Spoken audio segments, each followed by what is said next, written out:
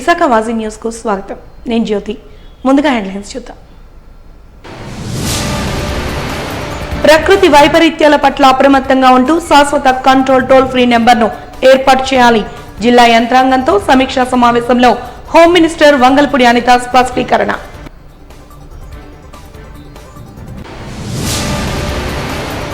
Steel plant పై కేంద్ర రాష్ట్ర ప్రభుత్వాలు మైండ్ గేమ్ ఆపాలి.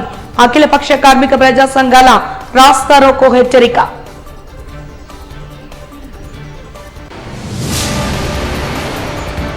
మరో భారీ రికవరీ సాధించిన విశాఖ పోలీసులు. 89 కేసుల్లో 80 మంది నిందితుల అరెస్ట్. 22,37,600 రూపాయల విలువైన సొత్తు స్వాధీనం.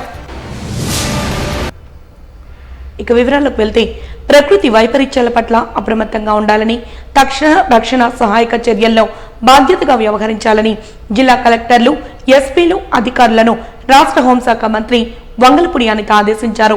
వైపరీత్యాల సమయంలో ఎటువంటి ప్రాణ ఆస్తి నష్టం వాటిల్లకుండా ముందస్తు చర్యలు చేపట్టాలని పేర్కొన్నారు.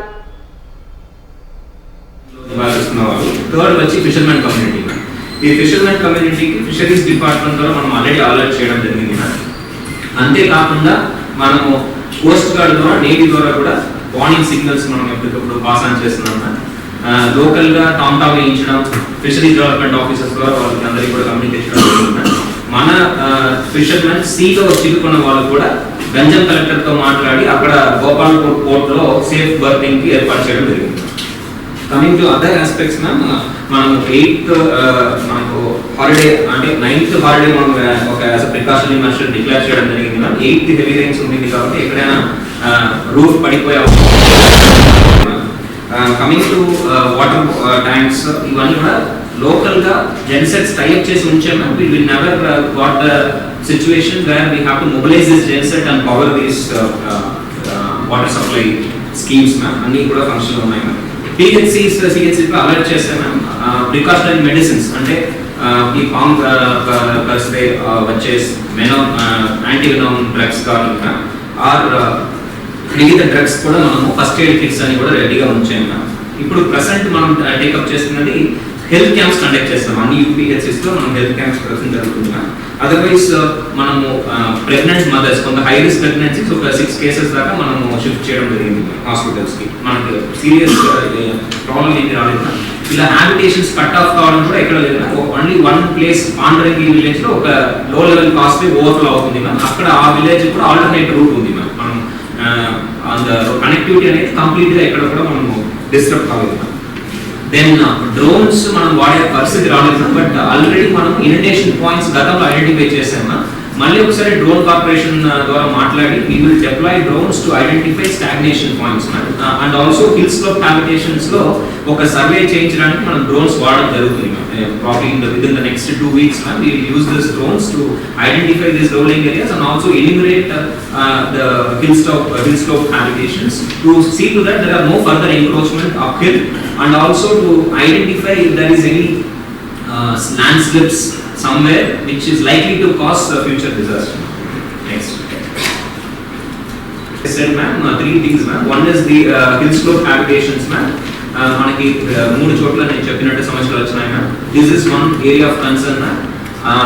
దీనికి ఏం చేస్తున్నామంటే మ్యామ్, ప్రతి సచివాలయంలో కూడా అక్కడ ఉన్న వార్డ్ రెవెన్యూ సెక్రటరీ కానీ, అడ్మిన్ కానీ, వెల్ఫేర్ అసిస్టెంట్ కానీ ముగ్గురు కూడా ఆ ఫీల్డ్లో తిరిగి వాళ్ళందరినీ అలర్ట్ చేయడం, ఎక్కడ మనం ప్రమాదకరంగా ఉంది అని ఐడెంటిఫై చేసిన ప్లేసెస్ లో ముందస్తుగా వాళ్ళని పక్కన ఉన్న స్కూల్ కానీ, కమ్యూనిటీ వాళ్ళు కానీ తరలించడం జరుగుతుంది మ్యామ్.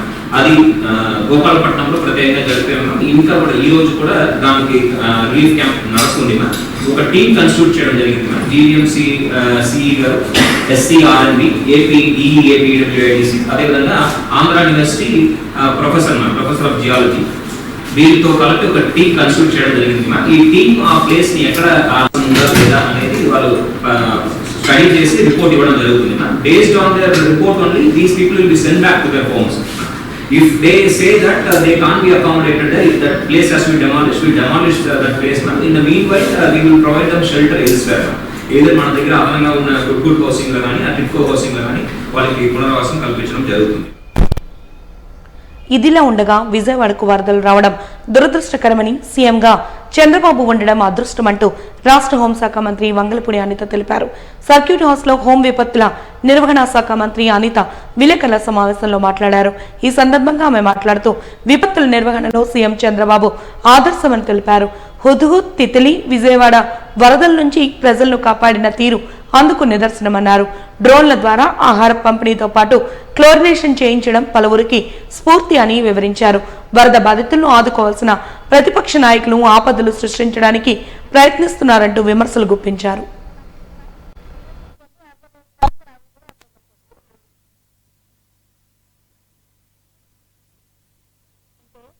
పడవలు కొట్టుకురావడం కాదు, కొట్టుకొచ్చేటట్టు చేశారు.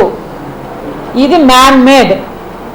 అది ఏదో అన్ఎక్స్పెక్టెడ్లీ 5 పడవలు వచ్చి రావటం కాదు. అక్కడ క్లియర్గా మేము అప్పుడు మీరు అనుకున్నట్టే అక్కడికి వచ్చేసరికి ఆ కౌంటర్ వెయిట్లు ఏదైతే కొట్టినాయో, కౌంటర్ వెయిట్లు కొట్టేసరికి నిజంగా కొట్టుకొచ్చినాయేమో అని చాలా మంది అనుకున్నాం. కానీ తర్వాత ఇరిగేషన్ డిపార్ట్మెంట్ వాళ్ళు దానికి క్లియర్ కట్గా అదంతా కూడా ఎగ్జామిన్ చేసిన తర్వాత ఇవి అసలు ఈ బోట్లు ఎవరివి, ఈ బోట్లు ఎందుకు కొట్టుకొచ్చినాయి, ఈ బోట్లు కొట్టుకొచ్చిన తర్వాత ఎవడైనా మనకి కంప్లైంట్ చేశాడా, అసలు ఈ బోట్లు ఓనర్స్ ఎవరు, ఈ బోట్లు అసలు ఉండాల్సింది అక్కడ ఆ రేవులోనా లేకపోతే ఉద్దండరాయనపాలెం రేవులోంచి ఇక్కడికి ఎందుకు వచ్చినాయి, ఇవన్నీ కూడా మేము బ్యారేజ్ వేసుకున్న తర్వాత షాకింగ్ ఇష్యూస్ అనమాట. లిటరల్లీ చెప్పాలంటే అంటే ఒక ఇప్పుడున్న చంద్రబాబు నాయుడు గారి గవర్నమెంట్ మీద, ఎన్డీఏ గవర్నమెంట్ మీద బురద చల్లటానికి ఏదో ఒక రకంగా నెపం వేయటానికి ప్రజల ప్రాణాలని కూడా లెక్క చేయకుండా వాళ్ళు విధ్వంసం సృష్టించడానికి రెడీ అయ్యారు. అంటే అలాంటి వాళ్ళని దేశ ద్రోహుల కింద తీసుకోవాల్సిన పరిస్థితి ఈరోజు మనందరికీ కూడా కనిపిస్తుంది.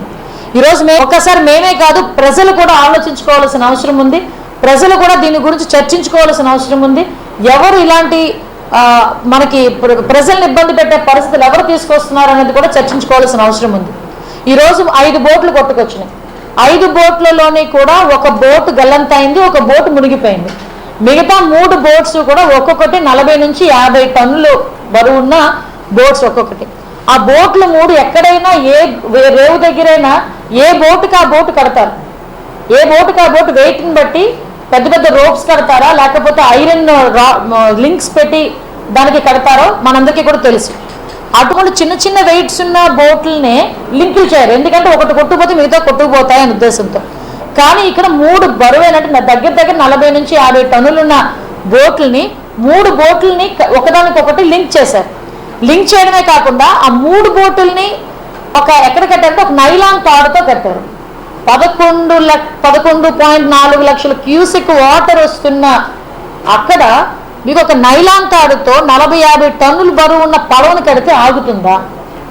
ఒక పాయింట్. రెండోట్లు ఇమీడియట్గా ఇక్కడికి ఎలా వచ్చినాయి? అసలు సాధారణంగా ఒక రేవు ఉన్నదంటే ఆ బోట్లనే అలౌ చేస్తారు, ఆ మిగతా బోట్లను అలౌ చేయరు. అటువంటిది అక్కడి నుంచి ఇక్కడ వరకు బోట్లు ఎలా వచ్చినాయి?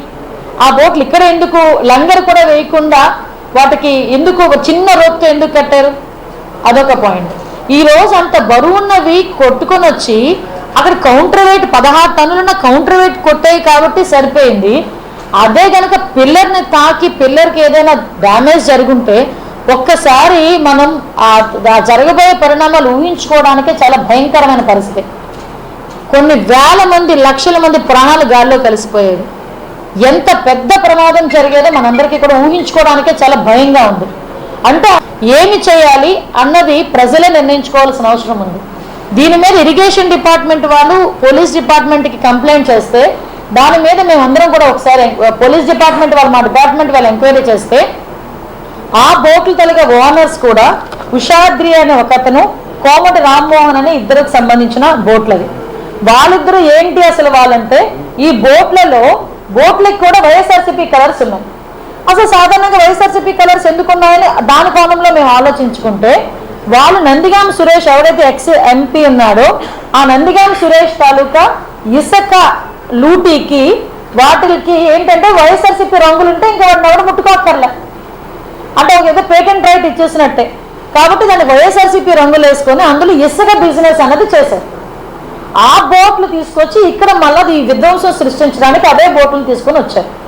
ఈ ఉషాద్రి అదేవిధంగా కోమటి రామ్మోహన్ ఇద్దరు కూడా ఎవరైతే తలసుల రఘురామ్ ఆయన ఎమ్మెల్సీ, వైఎస్ఆర్సీపీ ఎమ్మెల్సీ, ఆయన ప్రోగ్రామ్ కోఆర్డినేటర్ మొత్తం ఆ తాడేపల్లి ఆ ఏరియా అంతటికి కూడా ex chief minister Jaganmohan Reddy తాలూకా ప్రోగ్రామ్ కోఆర్డినేటర్, ఆయన తాలూకా బంధువులది ఈ బోట్. అదేవిధంగా నందిగాం సురేష్ ఎవరైతే ఉన్నారో ఎక్స్ ఎంపీ, అతని తాలూకా అనుచరులది ఈ బోట్స్. వీళ్ళు ఇంటెన్షనల్గా తీసుకొచ్చి అక్కడ ఆ బ్యారేజ్ని డ్యామేజ్ చేద్దాము అని, ఆ డ్యామేజ్ అయిన తర్వాత ఆ తాలూకా బురదను తీసుకొచ్చి గవర్నమెంట్ మీద రుద్దుదాము అని చెప్పి ఇంటెన్షనల్గా చేసింది ఇది అని పోలీస్ డిపార్ట్మెంట్ వాళ్ళ దర్యాప్తులో కూడా ఇది రుజువైంది. దీని మీద ఎలాంటి కోణం ఉంది? ఇప్పుడు సుమారుగా మీరు అబ్జర్వ్ చేసుకుంటానండి, దగ్గర 16 టన్నులున్న ఆ ఒక్కొక్కటి కూడా మనకి మనకి కౌంటర్ వెయిట్ తగిలినాయో, ఆ కౌంటర్ వెయిట్స్ ని కూడా 8 లక్షల క్యూసెక్ వాటర్ తగ్గినంత వరకు కూడా కౌంటర్ వెయిట్ మనం ఏం చేయలేం. వెయిట్ చేసి ఇమీడియట్ గా మనకి వాటర్ ఫ్లో తగ్గిన తర్వాత దగ్గర కౌంటర్ వెయిట్లను కూడా తీసుకొచ్చి అక్కడ రీస్టోర్ చేసిన పరిస్థితి కూడా మీరందరూ కూడా గమనించాలి. ఎక్కడ కూడా ప్రకాశం బ్యారేజ్కి ఇబ్బంది పడకూడదు అని చెప్పి ఇమీడియట్ గా చంద్రబాబు నాయుడు గారు ఆదేశాలు జారీ చేస్తే ఇరిగేషన్ డిపార్ట్మెంట్ వాళ్ళు దాని మీద ప్రత్యేకమైన దృష్టి పెట్టి ఆ కౌంటర్ వెయిట్స్ కూడా ఇమీడియట్ గా వేయించిన పరిస్థితి కూడా మీ అందరికీ కూడా తెలియాలి. అంటే ప్రజల్ని రెచ్చగొట్టే తీరులో మాట్లాడి అలా చేశారు ఎలా చేశారు అని చెప్పడం ఒక ఎత్తు అయితే, ఈ ప్రకాశం బ్యారేజ్ ని డ్యామేజ్ చేయాలి అని చెప్పి అంత వెయిట్ ఉన్న బోట్లను ఎందుకు వదలాలి? ఈ రోజు వరకు కూడా ఆ బోట్లు మావి అని కానీ, బోట్లు ఇలా పోయినాయి అని కానీ ఒక కంప్లైంట్ కూడా రాలేదు. ఇప్పుడు డిపార్ట్మెంట్ వాళ్ళ ఇన్వెస్టిగేషన్లో పలానా వ్యక్తులది బోట్లు అని చెప్పి వచ్చినాయి తప్పించి వాళ్ళెవరు కూడా బయటకు వచ్చి కనీసం ఇది మా బోట్లని కూడా వాళ్ళు చెప్పే పరిస్థితి కూడా కాలేదు. 67, 68, 69 గేట్లు అయితే పూర్తిగా కూడా మనకి దెబ్బతినే పరిస్థితి. అంటే ఎంత విధ్వంసం చేయడానికి వీళ్ళు పూనుకున్నారో, వీళ్ళ తాలూకా నైజం ఎలా ఉందో ఒకసారి ఆలోచన చేసుకోవాలి. వృద్ధాప్యంలో ఒంటరితనం అత్యంత ఘోరమైన పరిస్థితి అని, దాన్ని అధిగమించడానికి ప్రతి ఒక్కరూ వారికి తోడుగా నిలవాలని మాజీ వీసీ ప్రొఫెసర్ బాలమోహన్ దాస్ పేర్కొన్నారు. A day of senior citizens greet meet and treat అనే కార్యక్రమానికి ఆయన ముఖ్య అతిథిగా హాజరై ప్రసంగించారు. ఈ సందర్భంగా Visakha senior citizens welfare association అధ్యక్షులు పీకే జాన్ మీడియాతో మాట్లాడుతూ ప్రస్తుతం సమాజంలో వృద్ధులు ఒంటరిగా మిగిలిపోతున్నారని, వారిలో నూతన ఉత్తేజాన్ని నింపే విధంగా కుటుంబ సభ్యులు సహకరించాలని కోరారు. ఆస్తులు అంతస్తులకు కొదవ లేకున్నా కేవలం సొంత వారి ఆప్యాయత అనురాగాలకు దూరమవుతున్నారని, ఈ విషయాన్ని యువత గ్రహించాలని కోరారు. కార్యక్రమంలో పలువురు వృద్ధులు, అసోసియేషన్ సభ్యులు పాల్గొన్నారు.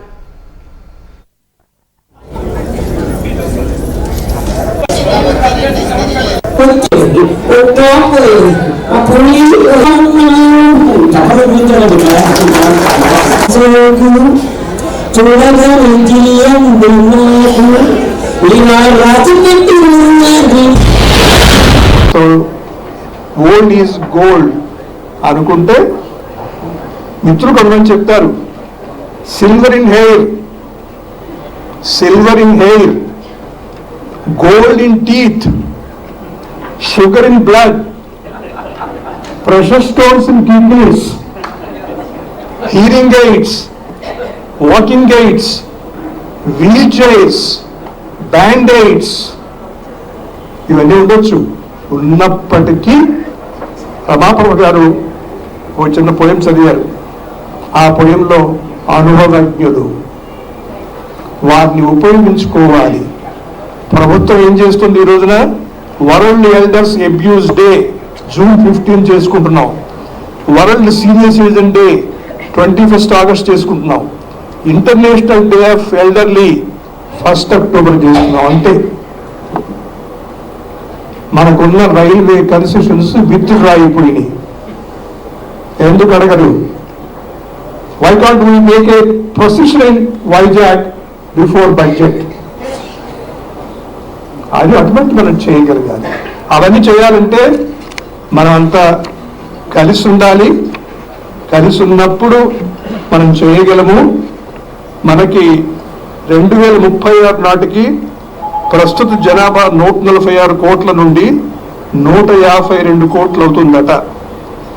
60 ఏళ్ల పైబడి ఇప్పుడున్న 10.7% 12% అవుతుందట. ఎస్టిమేట్స్ చాలా ఉన్నాయి.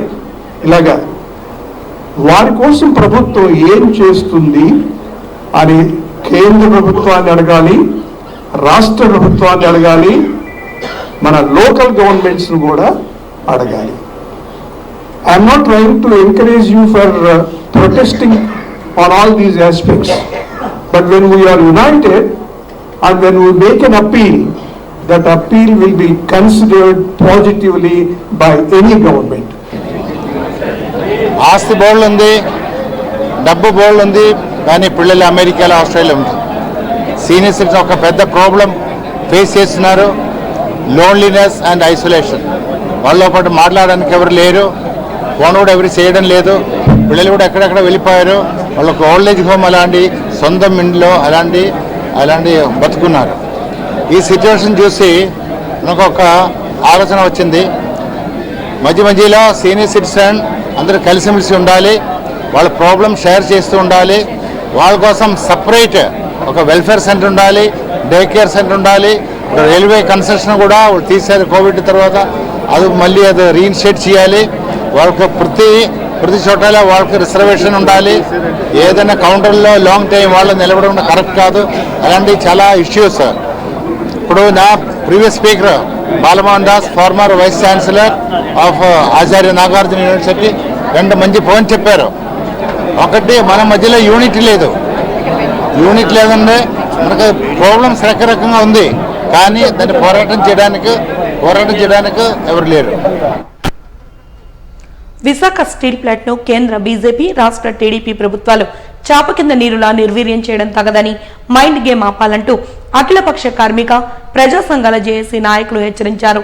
స్టీల్ ప్లాంట్ పరిరక్షణ కోసం రాష్ట్ర వ్యాప్తంగా సెప్టెంబర్ 10న రాస్తారోకోలు చేయాలని జేఏసీ ఇచ్చిన పిలుపు మేరకు మంగళవారం విశాఖలో స్టీల్ ప్లాంట్, ప్రభుత్వ రంగ సంస్థల పరిరక్షణ పోరాట కమిటీ జేఏసీ ఆధ్వర్యంలో జీవీఎంసీ గాంధీ విగ్రహం వద్ద నుండి ఆసిల్మెట్ట మీదుగా లలితా జ్యువెలర్ జంక్షన్ వద్ద రాస్తారోకో చేపట్టారు. విశాఖ ఉక్కు తెలుగోడు హక్కు, ఎవడ్రా అమ్మేది ఎవడ్రా కొనేది, స్టీల్ ప్లాంట్ పరిరక్షణ సాధ్యమంటూ నినాదాలతో హోరెత్తింది.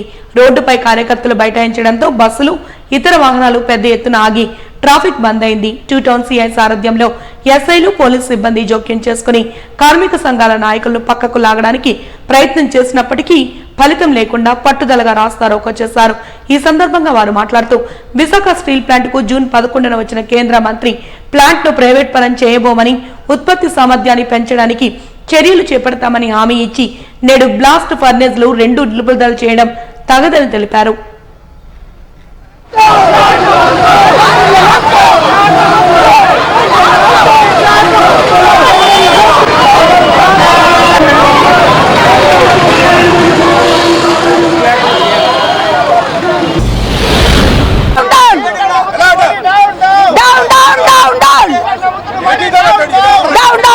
స్టీల్ ప్లాంట్ అమ్మేస్తున్నారు, మోడీ మోసం చేస్తున్నాడు, చంద్రబాబు మాట్లాడట్లేదు, తక్షణం ప్రైవేటీకరణ ఆపాలి. అందుకే ఈ రోజు రాష్ట్ర వ్యాప్తంగా రాస్తారోకోలు చేస్తున్నాం. కామ్రేడ్స్, విశాఖ స్టీల్ ప్లాంట్ను పరీక్షిస్తామని ప్రధానంగా చంద్రబాబు నాయుడు ఎన్నికల ముందు నేను రక్షిస్తానని చెప్పేసి, నాకు ఓటు ఇస్తే స్టీల్ ప్లాంట్ ప్రైవేటీకరణ లేకుండా ఆపుతామని చెప్పేసి ఆయన చెప్పటము. కానీ ఇప్పటికి ఈయన సహాయం సహకారంతో మోడీ అధికారం వచ్చిన తర్వాత కూడా కనీసం మాట్లాడితే పోలవరం అంటున్నారు. ఎందుకంటే పోలవరం ఇస్తే కాంట్రాక్ట్ అందరూ లాభం పొందుతారు. అలాగా తీసుకొచ్చి ఎక్కడైతే పరిస్థితులు తీసుకొచ్చి అడిగిందే పోలవరం కంటే నిర్వాసితుల కోసం మాట్లాడలేకుండా కాంట్రాక్ట్ కోసం ఆయన మాట్లాడిందంటే పోలవరం, లేకపోతే అక్కడికి అమరావతి. కానీ విశాఖ కార్మికుల కోసం మాట్లాడలే. కనీసం తీసుకొచ్చి విశాఖ స్టీల్ ప్లాంట్ పరీక్షిస్తానని చెప్పేసి గొప్ప ఖబర్లు చెప్పిన అందరూ ఒక్కరు కూడా మాట్లాడలేకుండా 24 గంటలు అయిపోయి ఏదో పోలవరంకి వస్తే కాంట్రాక్ట్ సాధిస్తాము, కాంట్రాక్ట్ తోటే డబ్బు సంపాదిస్తాము, అలాగే అమరావతి కోసం అయితే డబ్బు సంపాదిస్తాము ఆలోచన తప్ప రెండు కాదు. అందుచేత విశాఖ స్టీల్ ప్లాంట్ పరీక్షించాలి. నీతి నిజాయితీ ఏమాత్రం ఉంటే నరేంద్ర మోడీ దగ్గర బండి చేయి, ఈ ప్రైవేటీకరణ లేకుండా ఆపాలి. 2000 డేస్ నుండి పోరాడుతున్నాం. స్టీల్ ప్లాంట్ అమ్మడానికి మోడీ ప్రభుత్వం అనేది కుట్రలు పడుతూ ఉంది. విశాఖపట్నం స్టీల్ ప్లాంట్ సమీక్ష కోసం మంత్రి గారు వచ్చినప్పటికి కూడా మేము అమ్మం, ప్రైవేటీకరణ చేయమని చెప్పాడు. కానీ ఇక్కడ ఉన్నటువంటి పల్లా శ్రీనివాస్ కానీ, ఈ రాష్ట్ర ప్రభుత్వం కానీ, ముఖ్యమంత్రి చంద్రబాబు నాయుడు కానీ, పవన్ కళ్యాణ్ కానీ ఈరోజు ప్రైవేటీకరణ చేస్తుంటే ఏం చేస్తున్నారని చెప్పి మేము అడుగుతున్నాం. ఈరోజు రాష్ట్ర వ్యాప్తంగా అఖిలపక్ష కార్మిక ప్రజా సంఘాల ఆధ్వర్యంలో రాస్తారోకలు జరుగుతున్నాయి. స్టీల్ ప్లాంట్ ని మేము పోరాడి సాధించుకుంటాం. 32 మంది ప్రాణాలు త్యాగంతో ఏర్పడినటువంటి స్టీల్ ప్లాంట్ ని మేము పోరాడి సాధించుకుంటామని చెప్పి ఈ ప్రభుత్వానికి హెచ్చరిస్తూ తెలియదు. ఈ నెల 13న ఏఎన్ఎంలకు స్టాఫ్ నర్సులుగా పోస్టింగ్ ఇస్తూ నిర్వహించే కౌన్సిలింగ్ ను నిలిపివేయాలని, లేని పక్షంలో తమ నిరసనలను ఉధృతం చేస్తామని నర్సుల స్ట్రగుల్ కమిటీ సభ్యులు సత్యనారాయణ హెచ్చరించారు. రాష్ట్రంలోని వివిధ ఆసుపత్రుల్లో పనిచేస్తున్న కాంట్రాక్ట్ నర్సులను రెగ్యులర్ చేయాలని గడిచిన 5 రోజులుగా తెలియజేస్తున్న సంగతి తెలిసిందే. ఇందులో భాగంగా కేజీహెచ్ క్లాక్ టవర్ వద్ద కాంట్రాక్ట్ నర్సులు మంగళవారం కూడా అధికారుల హక్కులను కాపాడాలంటూ జీవో నెంబర్ 115ను రద్దు చేయాలని డిమాండ్ చేశారు. కాంట్రాక్టర్ను ఉద్యోగులను అందరినీ రెగ్యులర్ చేయాలని డిమాండ్ చేశారు. కింగ్ జార్జ్ ఆసుపత్రి వద్ద నిరసన తెలియజేశారు. ఈ సందర్భంగా వారు మాట్లాడుతూ ఇప్పటి వరకు విధులకు ఆటంకం కలిగించకుండా శాంతియుతంగా అతి తక్కువ మందితో నిరసన వ్యక్తం చేశామన్నారు. తమ నిరసనకు ఏ రాజకీయ పక్షం సంఘీభావం తెలపకపోయినప్పటికీ తెలుగు శక్తి అధ్యక్షులు బాసటగా నిలిచారని తెలిపారు. కాంట్రాక్ట్ నర్సులకు తెలుగు శక్తి చొరవతో కూటమి ప్రభుత్వం న్యాయం చేస్తుందని ఆశాభావాన్ని వ్యక్తం చేశారు.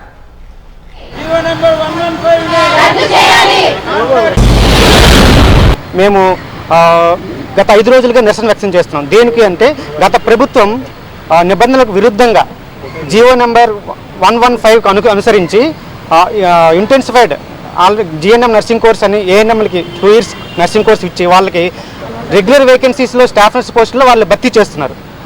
వాళ్ళు భర్తీ చేయడానికి మేము తీవ్రంగా వ్యతిరేకిస్తున్నాం. దాని సారాంశమే ఈ 115 జీవో. అందుకోసం దీన్ని పూర్తిగా ఖండిస్తున్నాం దీన్ని. అదేవిధంగా ఈ రెగ్యులర్ స్టాఫ్ నర్స్ పోస్టుల్లో పూర్తి స్థాయి అర్హులు మేము అని ఎందుకు అంటున్నామంటే దానికి పూర్తి స్థాయి క్వాలిఫికేషన్ ఉండాలి. పూర్తి స్థాయి క్వాలిఫికేషన్ అంటే 3.5 years జిఎన్ఎం నర్సింగ్ ఉండాలి, లేదంటే పోస్ట్ బేస్ బిఎస్ నర్సింగ్ లేదా బిఎస్ నర్సింగ్ 4 years, ఆ పైన ఎంఎస్ నర్సింగ్ కూడా చేసి ఉండాలి. ఇదేది చేయకుండా ఓన్లీ 2 years ఏఎన్ఎం కోర్స్ చేసి ఆ తర్వాత 18 నెలల పాటు ఏదో అడపా సెక్షన్ ఇచ్చి వాళ్ళని రెగ్యులర్ శాంక్షన్ పోస్టుల్లో వాళ్ళు రిక్రూట్ చేస్తామంటే మరి మా బతుకులు ఏం కావాలి? మేము ఎన్ని సంవత్సరాల పాటు ఇట్లా ఈ దీంట్లోనే మగ్గిపోవాలి? అదేవిధంగా ఫ్యూచర్లో వస్తున్నట్టు మా స్టూడెంట్స్ కూడా ఉన్నారు, లక్షల మంది వేల మంది బయట నిరుద్యోగులుగా ఉన్నారు. ఇదే విషయాన్ని మేము ఉన్నతాధికారుల దృష్టికి తీసుకెళ్తే వాళ్ళు సిబ్బంది కొరత, అదేవిధంగా క్వాలిటీ ఆఫ్ నర్సింగ్ కేర్ కోసం మేము ఈ నిర్ణయం తీసుకున్నామంటున్నారు. మీరు సిబ్బంది కొరత అనుకుంటే బయట ఆల్రెడీ క్వాలిఫికేషన్ ఉన్నటువంటి స్టాఫ్ నర్సెస్ బయట ప్రైవేట్ హాస్పిటల్ చాలని జీతాలతో వాళ్ళు చేస్తున్నారు. వాళ్ళని మీరు రిక్రూట్మెంట్ చేసుకుంటే వాళ్ళని మా హాస్పిటల్స్ రిక్రూట్మెంట్ చేసుకుని మాకు ఎటువంటి ఇబ్బంది లేదు. అదేవిధంగా క్వాలిటీ ఆఫ్ నర్సింగ్ కేర్ అంటున్నారు. క్వాలిటీ ఆఫ్ నర్సింగ్ కేర్ అంటే ఎవరు? మేము quality of nursing care. Quality of nursing మేము అని ఎందుకు అంటామంటే మేము జిఎన్ఎం నర్సింగ్ 3.5 years చేసాం, మేము బిఎస్సీ నర్సింగ్ చేసాం, మేము ఎంఎస్సీ నర్సింగ్ చేసాం.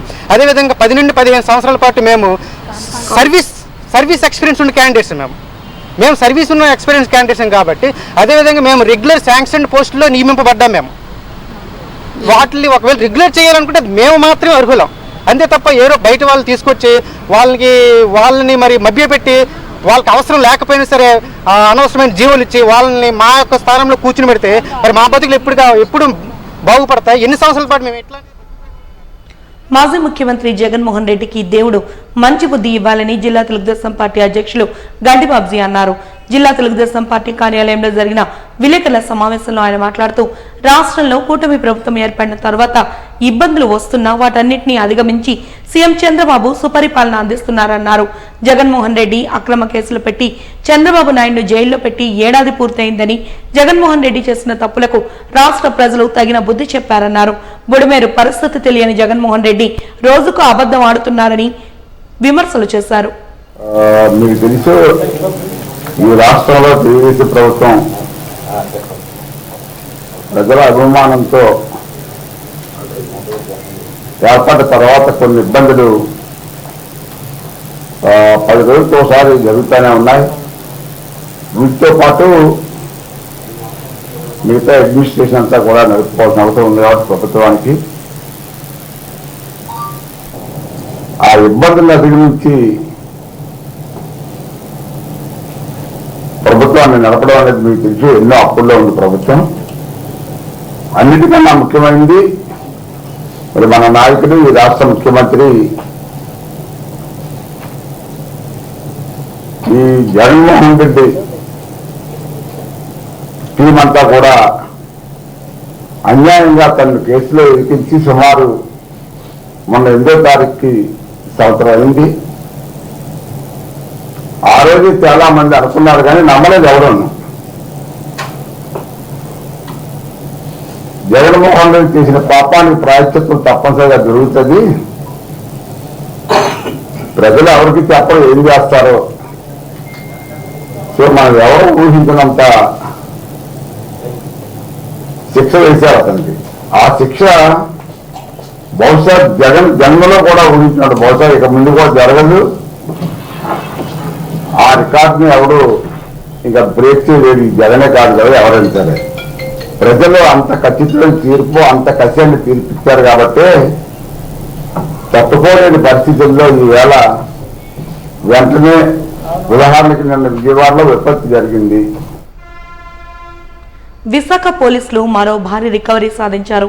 ఆగస్టు నెలలో మొత్తం 112 ఫిర్యాదులు అందగా 89 కేసుల్లో 80 మంది నిందితుల్ని అరెస్ట్ చేసి వారి వద్ద నుంచి సుమారు 22,37,600 రూపాయలు విలువైన సొత్తును స్వాధీనం చేసుకున్నారు. అంతేకాకుండా 38,25,000 రూపాయల విలువైన 255 మొబైల్ ఫోన్ల ఆచూకీ కనిపెట్టారు.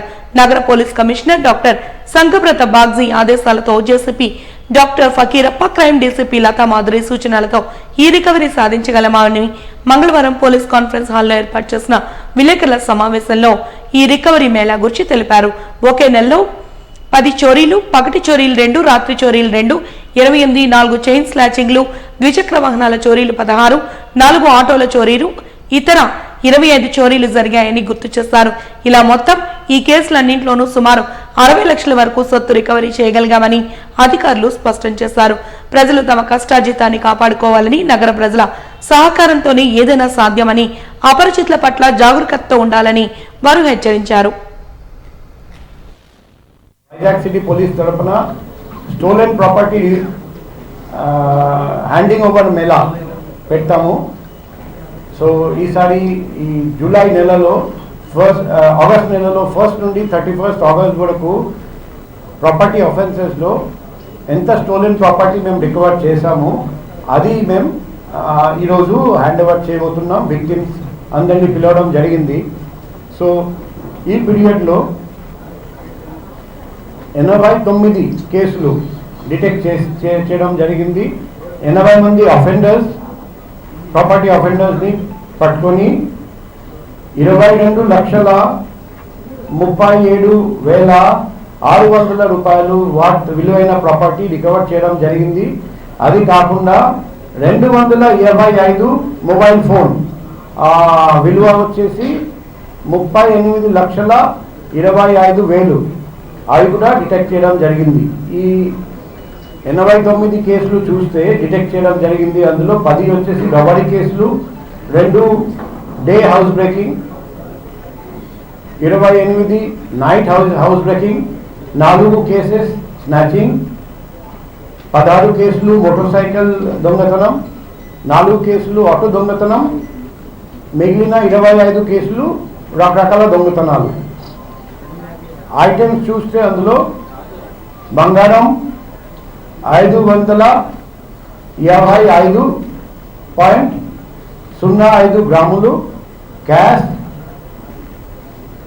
46,800 రూపాయలు, 17 మోటార్ సైకిల్స్, 4 ఆటోలు, 267 మొబైల్ ఫోన్స్, 5 చీరలు, iron centring pipes, copper electric cable work, 450 కేజీలు. సో ఈ అంతా కలిపి 60,62,100 రూపాయలు విలువైన సామానులు. వాజన్ న్యూస్ ముగించే ముందు హెడ్లైన్స్ మరొకసారి చూద్దాం. ప్రకృతి వైపరీత్యాల పట్ల అప్రమత్తంగా ఉంటూ శాశ్వత కంట్రోల్ టోల్ ఫ్రీ నెంబర్ను ఏర్పాటు చేయాలి. జిల్లా యంత్రాంగంతో సమీక్ష సమావేశంలో హోమ్ మినిస్టర్ వంగలపూడి అనిత స్పష్టీకరణ.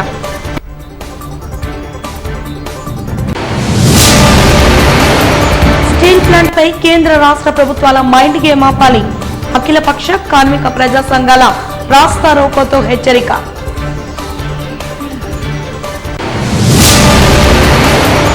మరో భారీ రికవరీ సాధించిన విశాఖ పోలీసులు 89 కేసుల్లో 80 మంది నిందితుల అరెస్ట్ 22,37,600 రూపాయల విలువైన సొత్తు స్వాధీనం. వాజీ న్యూస్ ఇంతటితో సమాప్తం. నమస్కారం.